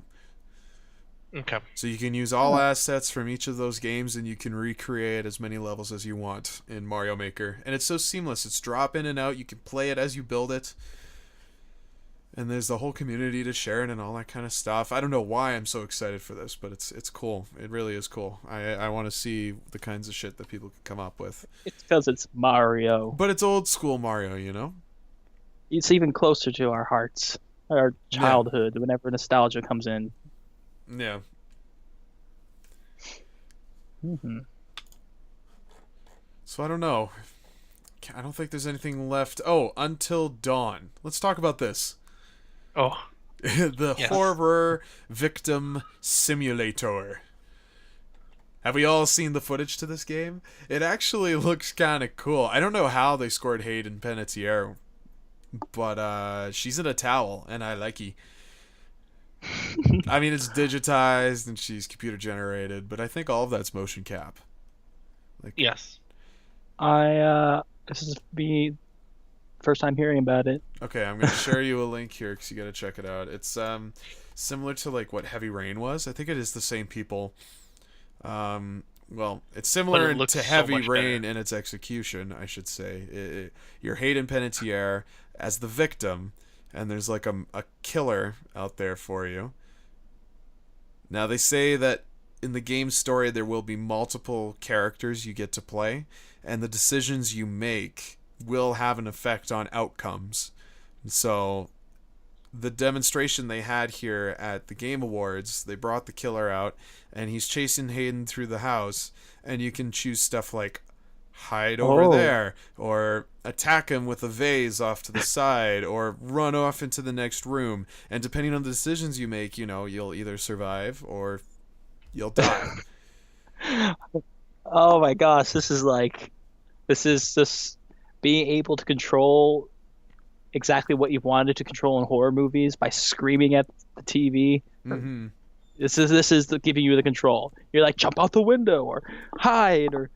When they demonstrated this at the PlayStation Experience, it was super funny because even in the first scenario when they set him up and the guy's looking at her, everyone in the audience is yelling at him like which decision to make and stuff. Obviously, you got to go by the audience because you're trying to show a game to us that gives you freedom of choice. So why not demonstrate a completely new experience for the audience and the developers?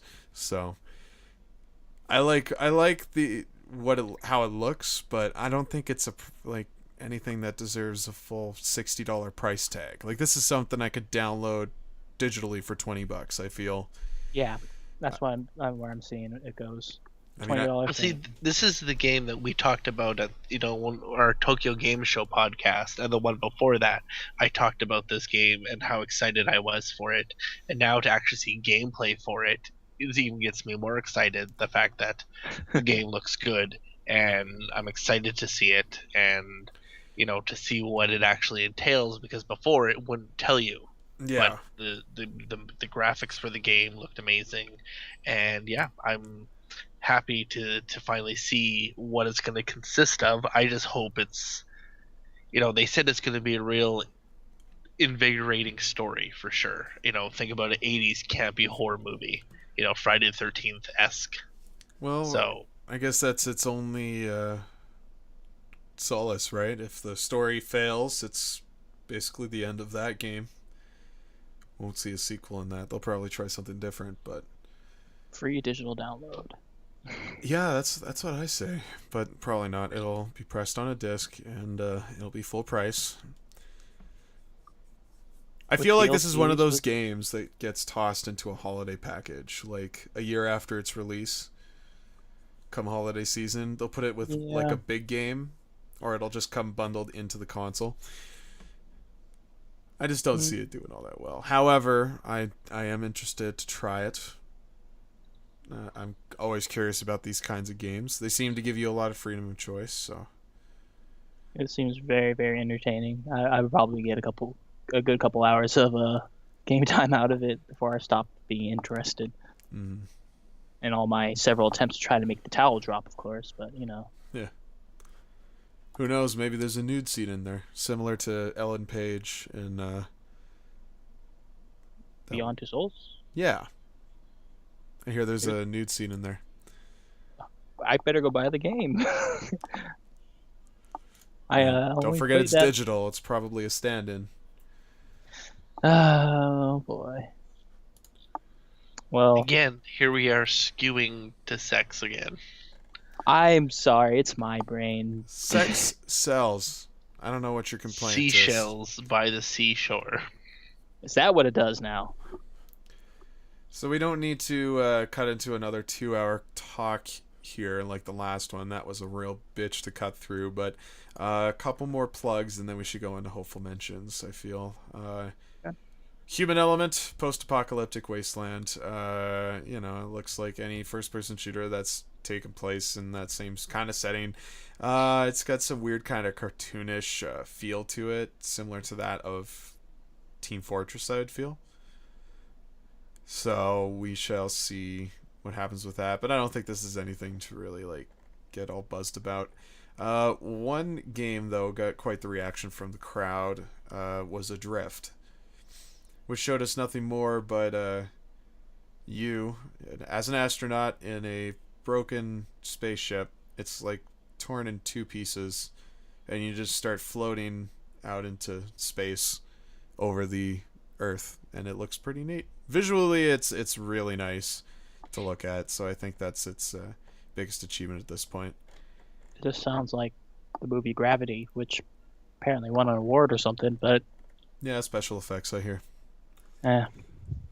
And the Battlefield Hardline story mode got plugged. I hear it might be exciting, turning it into some sort of crime police drama. So, Why not just make a movie? Call of Duty. Why not just make a movie? because games make so much more money. They did do a Call of Duty movie. When was this? That whatever Valor, it was like they used real Marines and tried to make it as close to Call of Duty as Yes. possible. Okay, Remember? yeah. Yeah. I remember. All right. And oh my god, we almost forgot about possibly the most important thing that came out of this week. Sierra Entertainment is coming back. And we are getting a Yay. new King's Quest, which is coming to the PlayStation 4. So, after the Video Game Awards, where we did get, a trailer to tease us, we also got that unveiling at the PlayStation Experience. And I think right now it's exclusive to that console. But, it looks great. I only played a couple of King's Quest games, but it looks really nice. I don't know what else there is to say about it. You don't get much gameplay. You just get some small footage. They're going almost with like a cel-shaded look for the hero. Here, I'm going to show you guys the link if you haven't seen it yet. It's right there. A little artistic. King's Quest is the first of the Sierra titles to make a return. This is what they're, I guess, bringing out for their comeback. Which is awesome. I would like to see them do more remasters of their older games. Mm-hmm. And I'm not about to go through a list because we've already spent so much time in the show talking, but that's okay. Mm-hmm. I just need to say that I would not object to anything. Just give me more point and clicks. On that note, Day of the Tentacle is going to be remastered. Oh my Yes. god. Right after Grim Fandango. Ooh. Tim Schafer's confirmed that Double Fine's working on Day of the Tentacle, and I'm sure the rest will follow, whatever's left in their little arsenal of games. So yeah, I think that exhausts everything there is to talk about Video Game Awards and the PlayStation experience. Do you guys have anything else to plug in before we dip into hopeful mentions? Sorry, I'm burning out here. We've been talking for way too long. I got nothing. Okay, good. Beautiful. All right. So, we'll get into it then. These are the hopeful mentions as of December 9th.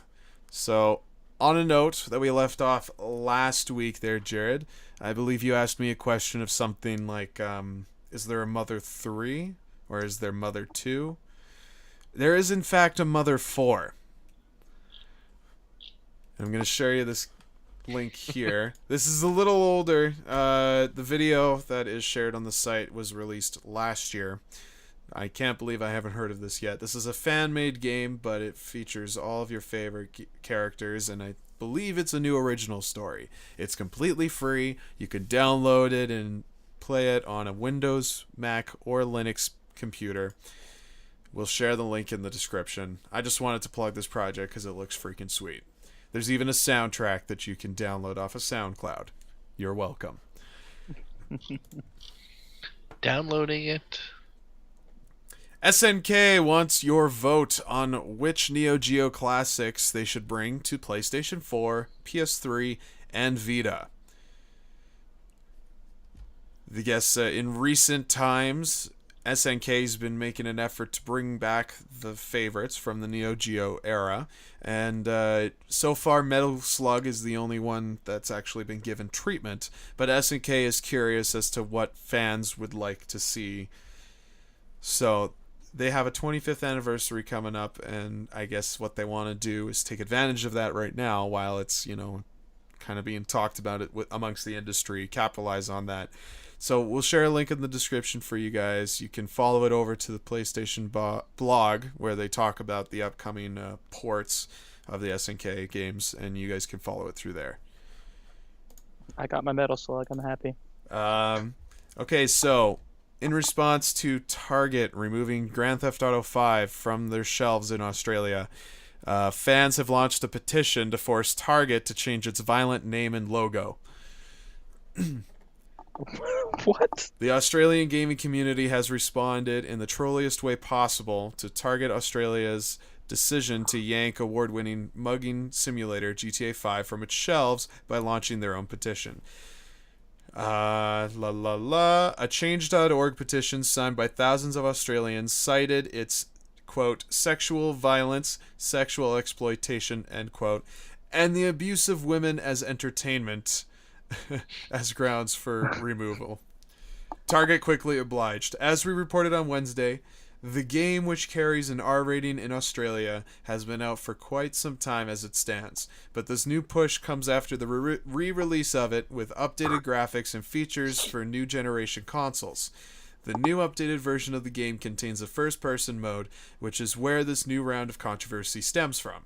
The petition cited this YouTube video, and the link is shared in the article, as a specific example, wherein a player picks up a sex worker in-game before running her over, blowing her up, and lighting her on fire with a hand grenade, and repeatedly shooting her with an assault rifle.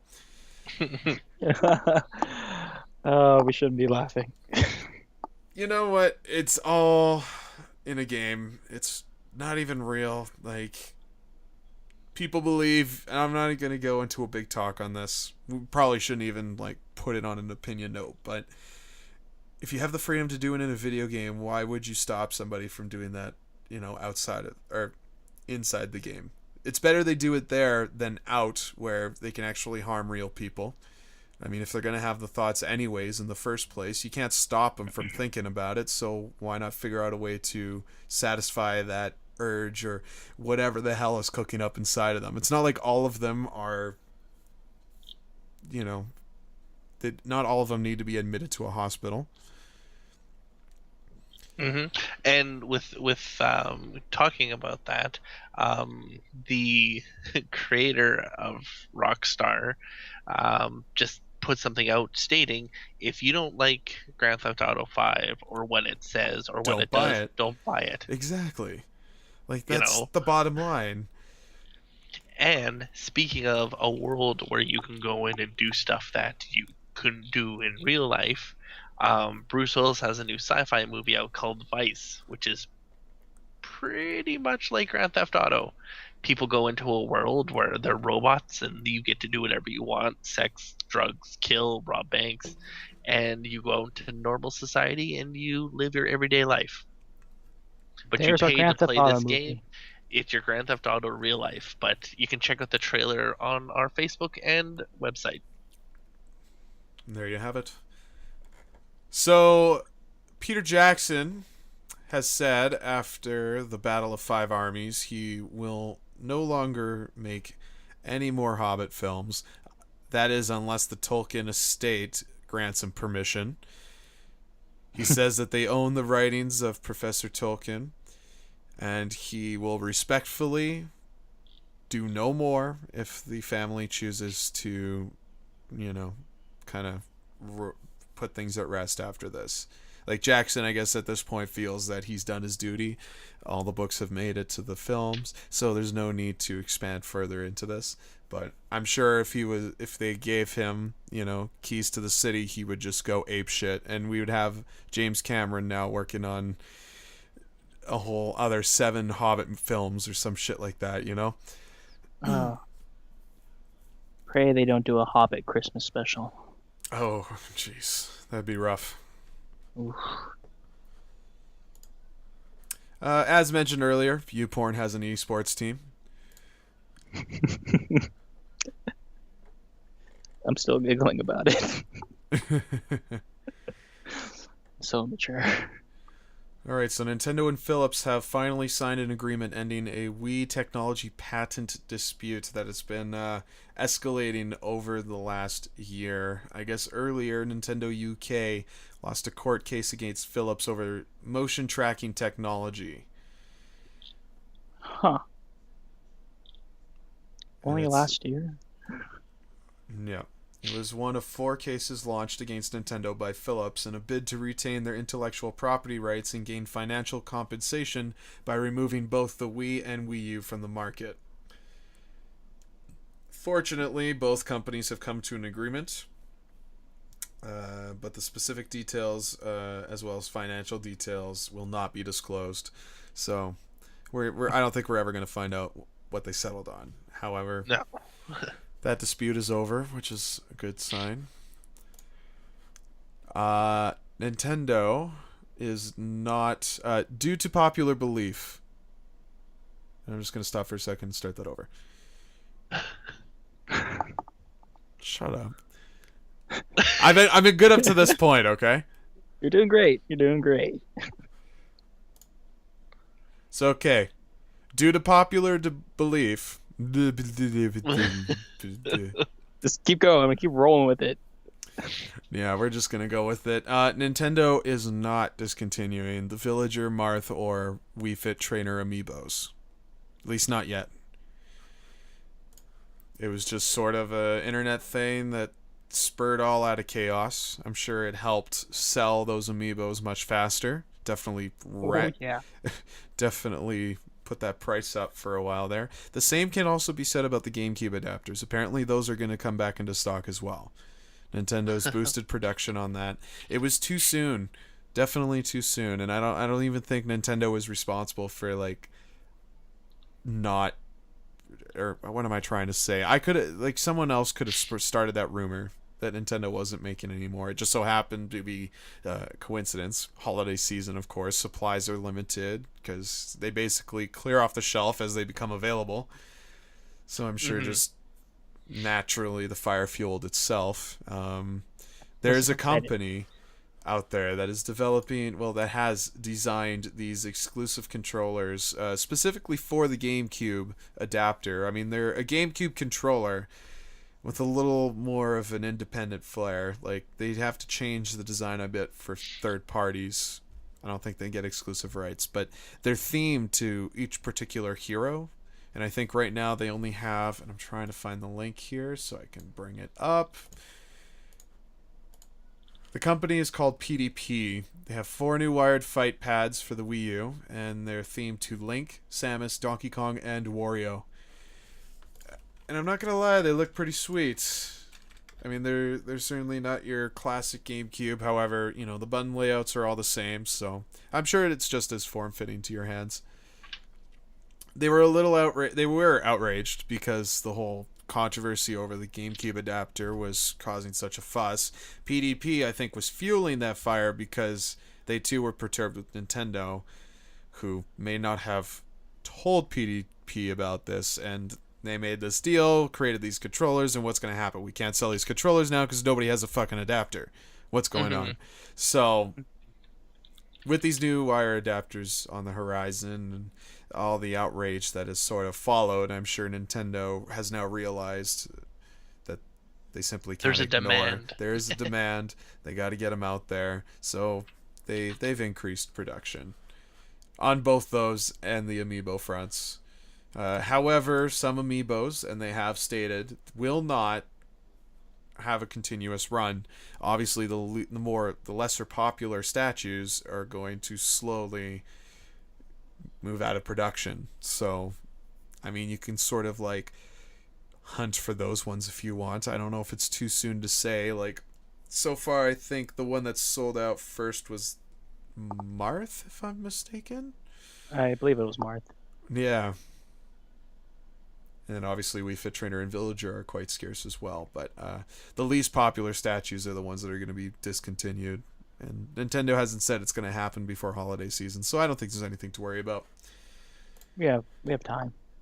You still have time to pick up whatever amiibo you need until it's completely gone. Yes. DayZ creator Dean Hall has started recruiting for his new game studio, Rocketworks. That was announced actually today. Earlier in the afternoon. I thought that would be a nice thing to plug in here. This developer of DayZ, I don't know if I mentioned that. Anyone out there hurting for work in the games industry should go his way.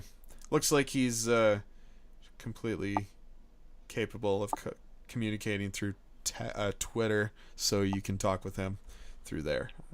Very nice. Doodaloo. More news today. Apparently, the Rise of the Tomb Raider is now fully exclusive to the Xbox One, or at least it seems that way. Microsoft will now be publishing the title, so it's pretty much presumed to be fully exclusive to their platforms only. So, no hope for that. I put the video on our Facebook page. Excellent. It's on our Facebook page. Go check it out. And finally, Tonino Lamborghini has released what could possibly be the most expensive cell phone ever. It is a luxury phone nonetheless. They've actually packed this thing with quite a punch, just to lay out some specs for you.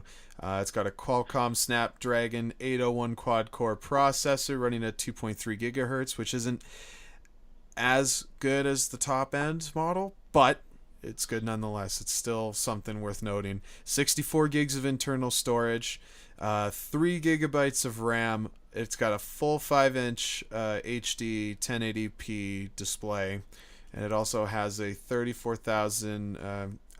Is that milliamps? I don't even know how to read that stuff. That battery's full. Apparently, with a battery this size, it can probably run for 2 days straight without charging. It's got a dual SIM pack that are both LTE capable. That's sort of unique to that device. There's not a single handset out there that does this. So you can put in 2 SIM cards if you prefer. It also has a 20 megapixel camera on the back as well as an 8 megapixel camera on the front. The phone will come packaged with Android 4.4. There is no word if it's going to be upgraded to Android 5. Now, gentlemen, and I just want a brief answer from y'all. How much do you think this phone will set you back? Just give me a number. With everything that's said, I would say this is without a plan. I'm talking just the device. You're probably looking at $5,000. I'm gonna say like $2,000. $6,000. Oh! Cha-ching. Oh my gosh! I win. The price is right. Do you really win? It says the most attractive piece of the phone is its physical design. It's got leather that's hand embroidered with metal covers and plastic rims that are available in gold, black, or steel. And it's hefty. It's nothing thin, that's for sure. The battery is the reason it's so bulky, of course. But I just shared the link with you guys and you could kind of see what this bad boy looks like. There isn't anything said on which handlers will have it, if there's going to be any cell phone provider out there that even picks it up. If anything, you'll buy it from Lamborghini and it'll just be unlocked and you can tie it to any network you prefer. Oh, there's probably one stupid company that would be like, yeah, let's buy that. That'd be the greatest thing. That would help us make millions of dollars. It'll bring in all the rich assholes that can just... It'd be RIM. Not give 2 fucks about their phone bills. And that'd be RIM. Yeah. BlackBerry. Yep. Oh. It's only rich people that use BlackBerry. Yeah. Because it's all business, right? All business is all obsolete. Everything's business, though. I don't even know what the trend is now. It just seems like it's a fanboy thing at this point. Yeah, like how's your phone? My Android? No, your new Sony. Yeah. What about it? It's still an Android. How's it doing? It's doing pretty good. It's all dried out. Yeah. He was told his phone was waterproof, so he went swimming. No, it wasn't anything like that. Wow. The short form of the story is I dropped the goddamn phone 9 days after buying it. And on the impact, one of the waterproof panels on the side that blocks like the SD card slot popped open on impact. So where it landed, there was water and it got inside the phone and the phone stopped working. So I had to inquire on the warranty 9 days after purchase because I exceeded 30 minutes of talk time on my phone, which was the stipulations clearly stated in their return policy. So they couldn't just swap me out for a new handset. Now I have a phone that is apparently just as it would have been outside of the box, good as new. I have yet to experience a new issue with it. It's still a solid phone nonetheless. The only issue is I don't have warranty coverage on it anymore for the remainder of the 3-year contract. So yeah, thanks, Rogers. But the phone is marketed as a waterproof, like to the point where in Australia they try and market it as a phone you could take it to the ocean, but it actually doesn't agree with salt water. So that's another story, which is actually said in like 6 episodes back from here, so you guys can go check that stuff out in our library. It was a good talk. It was quite funny. But boys, that's the end of our honorable mentions. So I would like to put this episode to a close if I can. Sure. Of course. So I just need you to do your sign-offs. Oh, sorry. Oh yeah. You've been listening to Kaztech from Ottawa, Ontario. Make sure you check us out at www.theconsoleexplosion.com for all your gaming news and needs and videos. We got some great new videos up, including our interview with the ambiguously gay duo from the Edmonton Comic Convention on our YouTube page. Make sure you check us out on Facebook for all the updates there. Twitch should be picking up here pretty quick as well. And yeah, we got some new content, some new feature people, including Andrew from A Squared Reviews. So again, that's theconsoleexplosion.com. And my name is Jared. Goodbye from Ottawa. Thanks for having me, guys, and thank gamers and gamerettes. I will see you soon as you watch some videos. Do you have a Twitter or anything you want to plug? I don't have my A Squared Twitter set up yet. I'll have to go.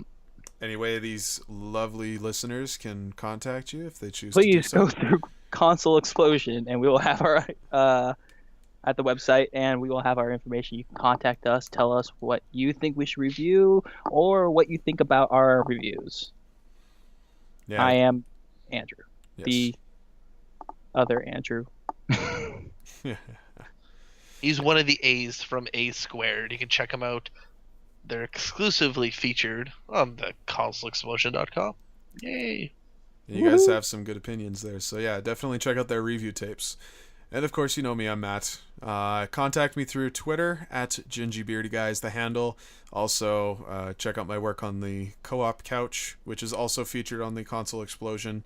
The Co-op Couch Show is our handle through YouTube. Also, you can check our back catalog on the Console Explosion website if you are so curious as to how shitty we were back in the day. But nonetheless, I am Matt. And he's just talking about yesterday. Yeah, just yesterday. We actually just put out our PT party video, which was the conclusion to our PT playthrough, which we did with a crap ton of friends, and we got pretty wasted and pretty spooked. So you guys can check that one out if you care to get scared during the holiday season. Because nothing says Christmas like shitting your pants to PT. Oh man, it's that time of year. Oh, best time of year. Best time of year. But okay. Without further ado, boys, thanks for joining me tonight. Good game. Good game. Good game.